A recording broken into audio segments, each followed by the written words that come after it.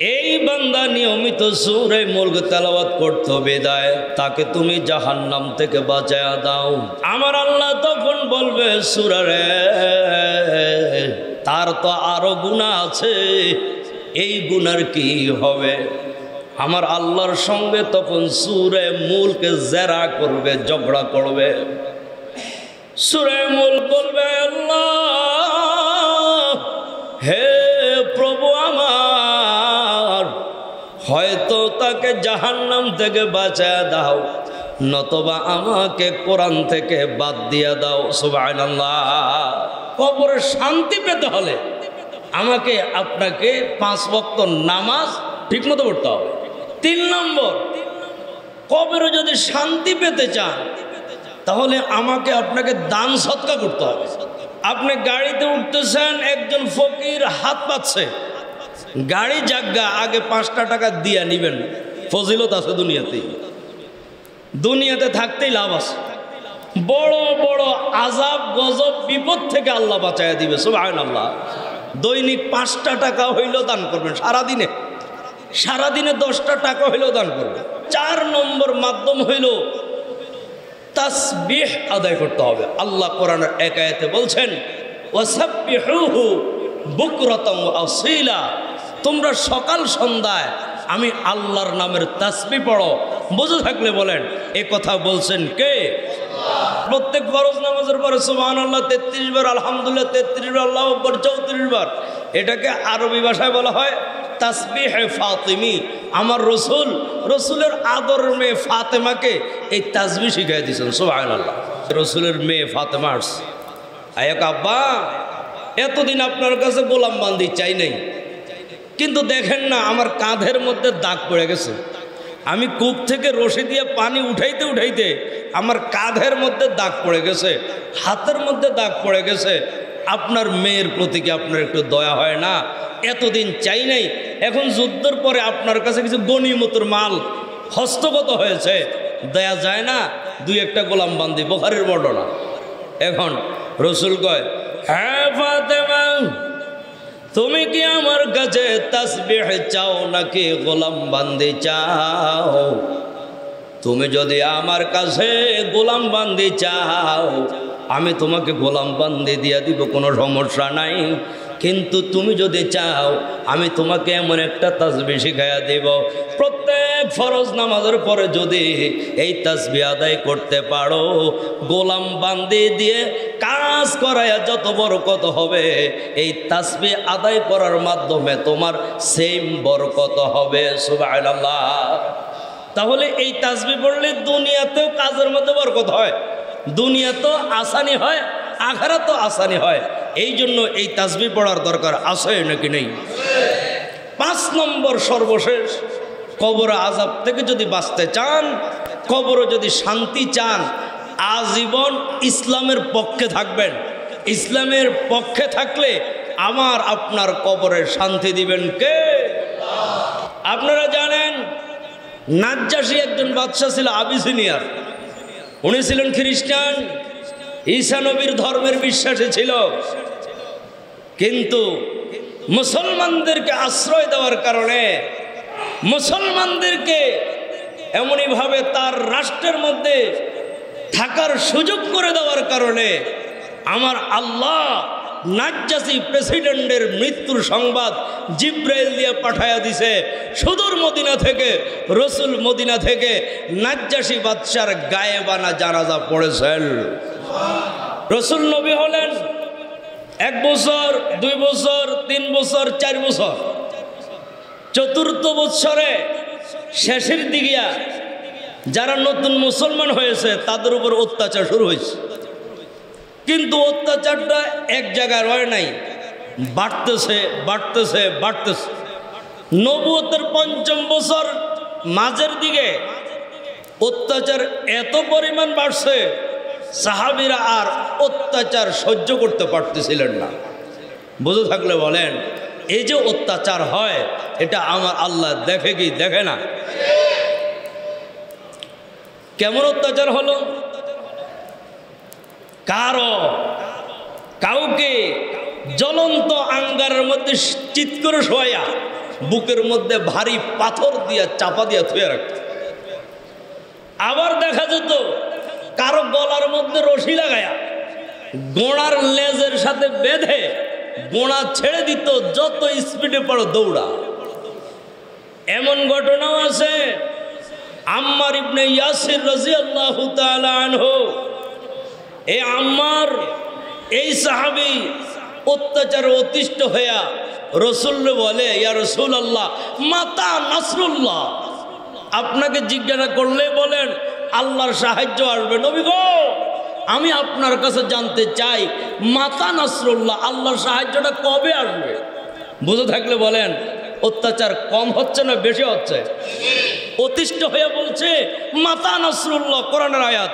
নবী গো, এই আল্লাহর সাহায্যটা কবে আসবে? একদিন আবু বকর হযরত বেলাল রাদিয়াল্লাহু আনহুর পাশ দিয়ে যায়। বেলাল রাদিয়াল্লাহু আনহুর উপর যখন অত্যাচার শুরু করে দেওয়া হয়েছে, তখন বেলাল কেবল বলে আহাদ আহাদ আহাদ, এক আল্লাহ এক আল্লাহ এক আল্লাহ।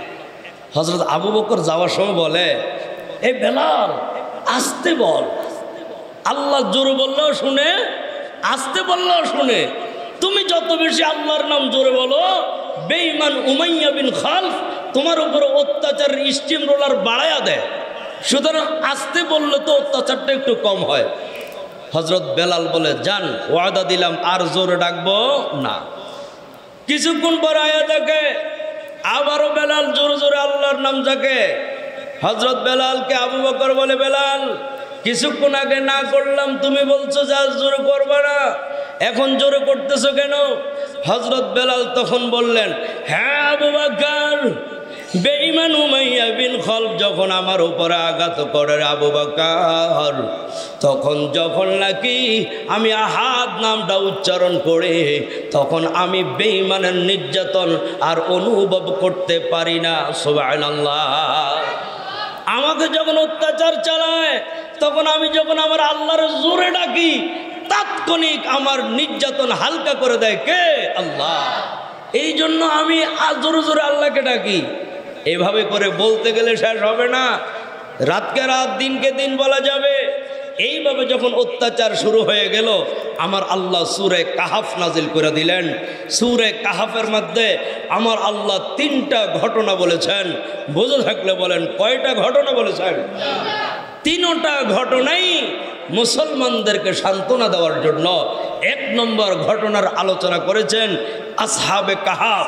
এ সম্পর্কে আমি বিগত জুমাগুলোতে আলোচনা করেছি।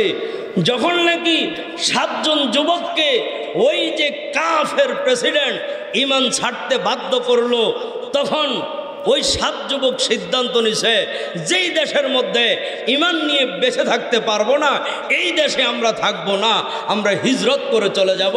আমার আল্লাহ সূরা কাহাফে আসহাবে কাহাফের ঘটনা উল্লেখ করে ঈমানদারদেরকে শুনাইয়া দেয়, শোনাও আসহাবে কাহাফ যেইভাবে হিজরত করেছে, তোমরাও হিজরত করো। জোরে কোন সুবহানাল্লাহ। এই গেল 1। 2 নম্বর, আমার আল্লাহ ঘটনা বুঝে বর্ণনা করেছেন মূসা আলাইহিস সালাতু ওয়াস সালাম এবং খিজির আলাইহিস সালাতু ওয়াস সালামের। হযরত মূসা নবীর আমার আল্লাহ, হযরত মূসা নবী বক্তব্য দিচ্ছেন, এমন সময় একজন দাঁড়াইছে, দাঁড়ায় বলে, এ মূসা আপনি বলেন তো এই এলাকায় বর্তমানে সবচেয়ে জ্ঞানী কে? মূসা নবী চোখ বন্ধ করে খেয়াল করে দেখছে, আমি নবী, আমি কালিমুল্লাহ, আমি তো দামি। মূসা নবী কয় আমি। যদিও বাস্তবে কে দামি ছিল? মূসা নবী দামি ছিল, কিন্তু নিজেকে নিজে দামি বলার কারণে আল্লাহ পছন্দ করে নাই। আল্লাহ বলছে, শোনো মূসা, কথাটা ঠিক হয় নাই, তোমার চাইতে আরেকজন দামি আছে, ওনার নাম খিজির আলাইহিস সালাতু ওয়াস সালাম। তো লম্বা ঘটনা বলতে চাই না, মূল কথাটা বলি। আল্লাহ যেহেতু উনি জ্ঞানী, ওনার কাছ থেকে আমি জ্ঞান হাসিল করব। গেল, গিয়া বলতেছে, আমি আপনার কাছে জ্ঞান হাসিল করব। ক্বালা ইন্নাকা লান তাসতাতিআ মাইয়া সাবরা। কোরআনের ভাষায় আল্লাহ বলেন, খিজির আলাইহিস সালাতু ওয়াস সালাম তাকে বলছে যে না, তুমি আমার সাথে থাইকা ধৈর্য ধারণ করতে পারবা না। বলে না পারবো। তো পরবর্তীতে নৌকা উঠলো, নৌকার উপর উঠে নৌকাটা ভেঙে ফেলাইল। হযরত মূসা নবীকে, কাজটা তো আপনি ভালো করলেন না, উনি উঠাইছে, ভেঙে লাইলেন কে? হয় তোমারও বলছি না সহ্য করতে পারবা না। আচ্ছা আচ্ছা, এবার ভুল হয়েছে। এবার নৌকা পার হয়েছে, পার হওয়ার পর রাস্তা দিয়ে হাঁটে, দেখে 3-4 বছরের একটা ছেলে, হাতের মধ্যে তলোয়ার ছিল, খিজির আলাইহিস সালামের নাঙ্গা তলোয়ার ভাইর করে মাথার মধ্যে আঘাত করে শরীর থেকে মাথা আলাদা করে নিয়েছে। মুসা নবীকে এটা তো ঠিক করলেন না। বলে কি হলো? বলে আপনি নাবালক বাচ্চাটার একটা কোপ দিয়া আঘাত করে শরীর থেকে মাথা আলাদা করে লাইলেন। কলা ইন্নাকা লান তাস্তাতিআ মা'আ সাবরা, আগে বলছিলাম তুই আমার লগে থাইকা সহ্য করতে পারবি না। বলে না, এই ভাই লাস্ট চান্স, এরপরে যদি আমি কোনো কথা বলি আমার থেকে কি করে দেবেন, আলাদা আপনি হয়ে যাবেন। এরপর রাস্তা দিয়ে হাঁটে এক বাড়িতে গেছে, কেউ আসেননি, আমরা 2 জন আছি, একজন মুসা একজন খিজির, খুব খিদা লাগছে, আল্লাহর হস্তে কিছু দেন। বাড়ির থেকে একজন বাইরে কয় আমাদের কাছে দেওয়ার মতো কিছু নেই, সুতরাং চলে যাও। রাস্তা দিয়ে যায়, যাওয়ার সময় যে না করছিল দিব না, ওনার একটা দেওয়াল পড়েছিল। পরে খিজির আলাইহিস সালাম আল্লাহ প্রদত্ত শক্তি তো হাত দিয়ে উঠে দাঁড় করাই দিছে। এবার মুসা নবী কয় খাউন চাইছি, খাউন দিল না, আপনার কি দরকার আছে এর দেওয়ালটা উঠে দেওয়ার? এবার কয় যে আমি আগে বলছিলাম তুমি সবর করতে পারবা না, হাজা ফিরাকু বাইনি ও বাইনিক, এখন তুমি আমার থেকে বিচ্ছিন্ন। তবে শোনো, 3 জায়গায় 3 ঘটনা কেন করলাম? নৌকা ভাঙ্গার কারণ হলো এই লোকটা আমাদেরকে আদর করে গাড়িতে উঠাইছে ফ্রি, আর আমি লক্ষ্য করে জানতে পারলাম নদীর ওই পাড়ে একজন ডাকাত দল আছে, ভালো নৌকা দেখলে লইয়া যায়, আর আমি ভাঙ্গা দিছি যাতে করে নৌকাটা না নেয়। সুবহানাল্লাহ। এইবার বলো ছেলেটার হত্যা করছেন কেন? বলে আমাকে আল্লাহ জানায় দিছে হে বড় হইলে ডাকাইত হবে, বাবা মাকে কষ্ট দিবে, এই জন্য হত্যা করে দিলাম। আমি আল্লাহর কাছে দোয়া করে দিছি এর চাইতে শ্রেষ্ঠ সন্তান আল্লাহ তাদেরকে দান করবে। যেরকম সুবহানাল্লাহ। এবার তুমি বলো ভালো করছে না খারাপ করছে? বলো ভালো। এইবার বলেন খাওন চাইছে, খাওন দিল না, দেওয়াল উঠাই দিলেন কে? বলে আসলেই খাওন ছিল না, তার বাবা এক আল্লাহ পাকের ওলি ছিল। সুতরাং এই দেওয়ালের নিচে রক্ষিত সম্পদ ছিল, উঠাইতেও পারে না, দেওয়াল সরাইতেও পারে না, আর রক্ষিত সম্পদ উঠাইতে পারে না। আমি উঠাইয়া দিলাম, এখন সে স্বাচ্ছন্দ্য জীবনযাপন করবে, মানুষদেরকে সহযোগিতা করবে। ভালো করছি না খারাপ করছি? বলে আমার ভুল হয়েছে, আসলে আপনি ভালোই করছে। আল্লাহ খিজির এবং মূসা নবীর কাহিনী এই কঠিন মুহূর্তে ইমানদারদেরকে জানা দিয়া বলছে শোনো, যদিও তোমরা দেখো অনেক অত্যাচারিত হচ্ছে তোমরা, অনেক অত্যাচারিত হচ্ছে তোমরা, শোনো দুঃখের পরেই সুখ আছে। সুবহানাল্লাহ। শোনো দুঃখের পরেই সুখ আছে। বাহ্যিক দেখা লাভ নাই, নৌকা ভাঙছে এটা দেখা লাভ নাই, হত্যা করছে এটা দেখা লাভ নাই, দেওয়াল উঠাই দিছে এটা দেখা লাভ নাই। এমনিভাবে ভিতরে কি আছে এটা সম্পর্কে আসল রহস্য জানতে হবে। এখন নির্যাতন দেখা মন ঘাবড়াইও না, অচিরেই তোমাদেরকে সুখময় জীবনে নিয়ে আনবেন কে? এইবার জুলকারনাইন প্রেসিডেন্টের আলোচনা করেছেন।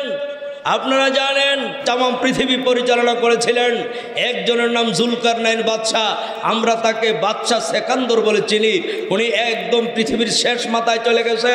ওই জায়গায় জায়গায় অধিবাসী আছে, তারা জুলকারনাইনকে বলতেছে এই যে এই পাশ দিয়ে ইয়াজুজ মাজুজ আমাদেরকে ডিস্টার্ব করে, সুতরাং মাঝখান দিয়ে একটা দেওয়াল উঠাইয়া দিলে আমরা বাঁচি।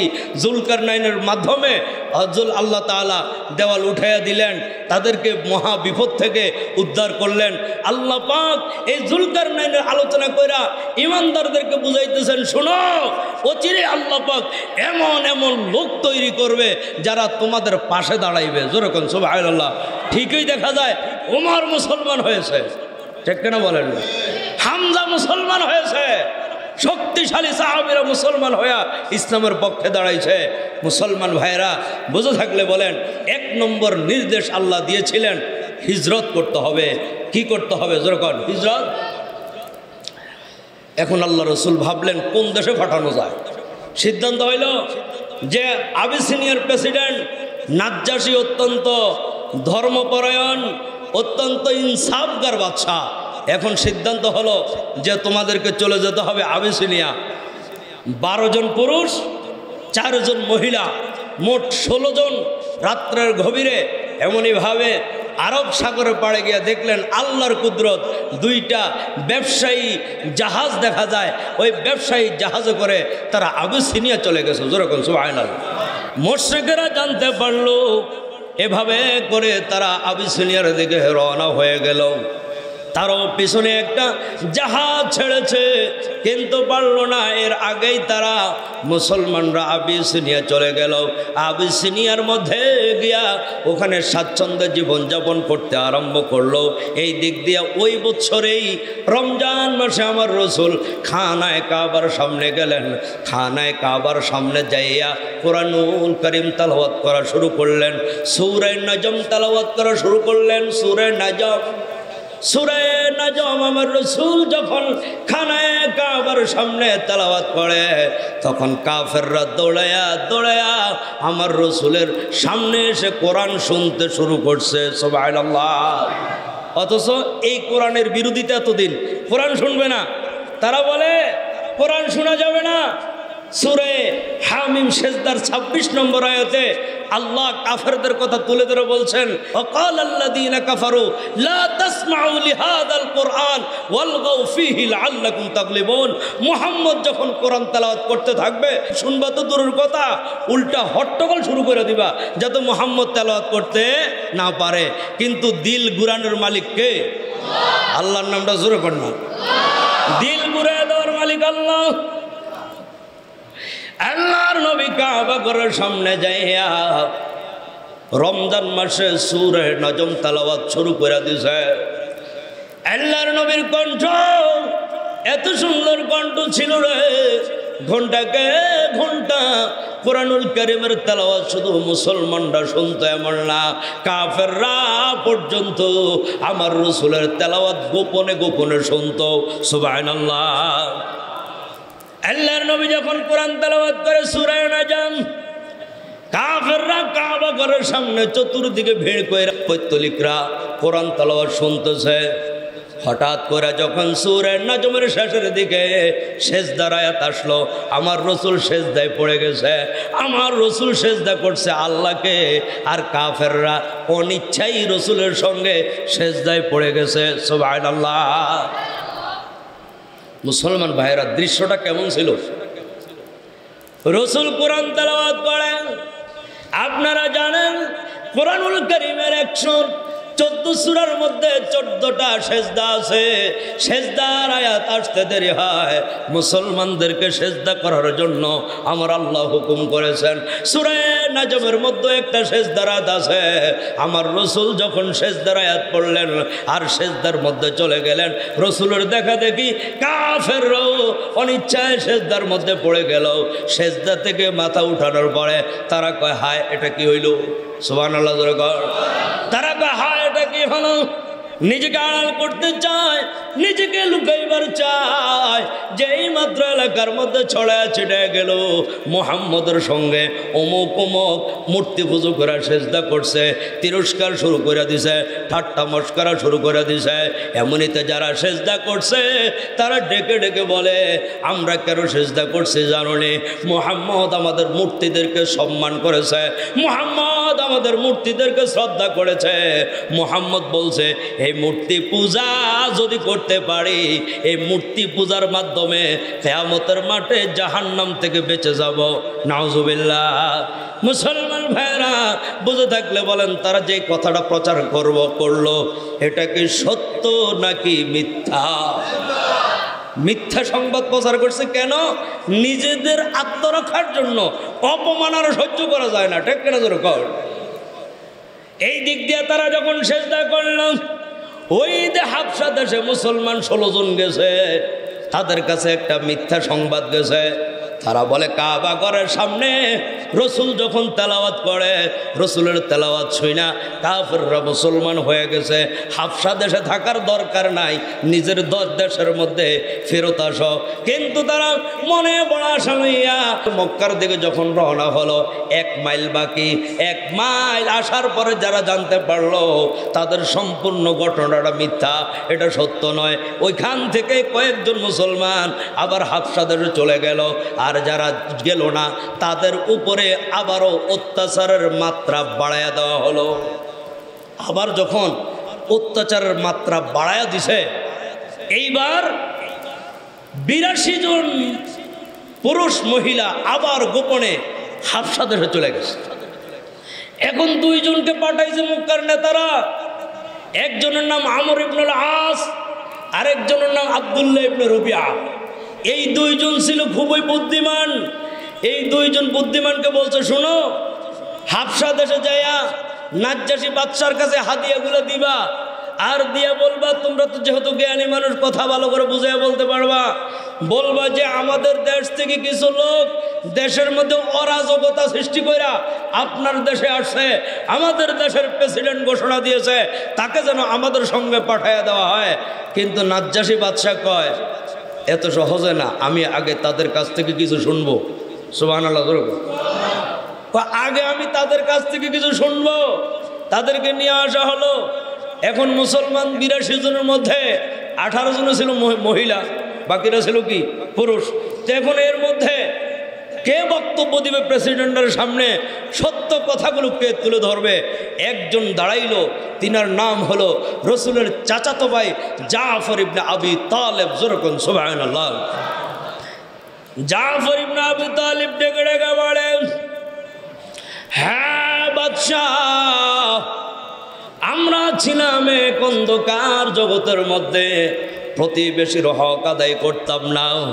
আমরা শক্তিশালীরা দরিদ্রদের উপরে জুলুম অত্যাচার করতাম। দিন যত যায় হানাহানি মারামারি কাটাকাটিতে আমাদের সময়ে জীবন যাপন হইতেছিল। আমাদের ভিতরে কোনো মানবতা ছিল না। ঠিক সেই মুহূর্তে আমার আল্লাহ দয়া এবং মায়া কইরা আমাদের বংশের মধ্য থেকে এমন একজন লোককে নবী বানাইছেন, যিনি যে সত্যবাদী, আমরা সকলে একমত। এই কথাগুলো যখন জাফর ইবনে আবি তালেব নাজ্জাশী বাদশার সামনে যখন উপস্থাপন করতেছিলেন, এইবার নাজ্জাশী বাদশা কয়, মুহাম্মদ যার কথা তোমরা বলতেছ, ওনার কাছে যেই কোরআন নাজিল হয়, এই কোরআনের কয়েকটা আয়াত তোমরা কি আমাকে শোনায় দিতে পারবা? জাফর বিন আবি তালেব ডাক দিয়া কয়, কেন পারবো না, কেন পারবো না, আমরা শুনে দিতে পারবো। জাফর ইবনে আবি তালেব সূরা মারইয়ামের শুরু থেকে কয়েকটা আয়াত যখন তেলাওয়াত করা শুরু করছে, লক্ষ্য করে তাকায় দেখে নাজ্জাশী বাদশার দুইটা চোখ দিয়া পানি বের হচ্ছে। সুবহানাল্লাহ। দুই চোখের পানিতে চোখ দিয়া পানি বের হয়। আর জাফর ইবনে আবি তালেব কোরআন তেলাওয়াত বন্ধ করে না রে ভাই। আরো যখন তেলাওয়াত করে লক্ষ্য করে দেখে বাকি মন্ত্রীদের চোখের মধ্যে পানি দেখা যায়। সুবহানাল্লাহ। এইবার যখন বন্ধ করলো, নাজ্জাশী কয়, এ দুইজন দূত যেমনে আসছে এমনি এলাকার থেকে বাইর হইয়া যাও। সুবহানাল্লাহ। তোমরা আসছের নিতা যে হাদিয়া লই আইছ, ওই হাদিয়া লই আইছ, ওরে ভৃত্যকে বলছে দিয়ে দাও, হাদিয়া লইয়া বাইর হইয়া যাও। এখন বুঝে থাকলে বলেন, যে দুইজন আসছিল ইজ্জত রইছে না গেছে? আটু জোরে কর না। এখন খুব গোসা বাইরে গেছে। এখন পিছনে চক্রান্ত করছে। চক্রান্ত করে বলতেছে, শোনো, বাদশা যেই ধর্মের, খ্রিস্টান ধর্মের, আমরা তার বিরুদ্ধে মিথ্যা অপবাদ দিব। এবার ওই আমর ইবনে আস গিয়া বলতেছে, শোনেন, আপনি যেই ধর্মের, এই ধর্মের বিরোধিতা মুসলমানরা করে। এখন আবার ডাকা হলো। জাফর ইবনে আবি তালেব বলেন, না, আমরা তাই বলবো যা আমাদের নবী থেকে শুনেছে। আমাদের নবী বলেছেন, ঈসা নবী আল্লাহর বান্দা, তার নবী এবং তার রসুল, তিনি হইলেন রূহ, তিনি হইলেন কালিমাতুল্লাহ, এছাড়া বেশি কিছু বলতে পারবো না। তিনি আবারও বলছেন, আমি তাই জানি। যেরকম সুবহানাল্লাহ। মুসলমান ভাইয়েরা, এই যে ইসলামের পক্ষে নাজ্জাশী প্রেসিডেন্ট দাঁড়ানোর কারণে আমার আল্লাহ রাজি এবং খুশি হইয়া তাকে ইমানের মতো মহান দৌলত দিয়া তাকে দুনিয়া থেকে জান্নাতি বানায়া দিছেন। ইসলামের পক্ষে থাকার কারণে তাকে জান্নাতি বানায়া দিছেন। আবু দাউদের বর্ণনায় আম্মা জান আয়েশা সিদ্দিকা বলেন, নাজ্জাশী প্রেসিডেন্ট যখন দুনিয়া থেকে বিদায় হয়ে গেল, তখন সব জায়গায় প্রচার হয়ে গেছে নাজ্জাশী বাদশার কবরের মধ্যে নূরের আলো জ্বলতেছে। যেরকম সুবহানাল্লাহ। যেই কবর থেকে নূরের আলো বের হয়, মুসল্লি ভাইয়েরা বুঝে থাকলে বলেন, এই কবর কি জান্নাতি কবর না জাহান্নামী কবর? তাহলে কবর আযাব থেকে বাঁচতে হলে, কবরের শান্তি পেতে হলে 5 নম্বর কাজ হলো মৃত্যু পর্যন্ত ইসলামের পক্ষে থাকতে হবে। ঠিক কিনা জোরে কর? আল্লাহ আমাদের প্রত্যেককে বুঝার, আমল করার তৌফিক দান করেন। আমিন।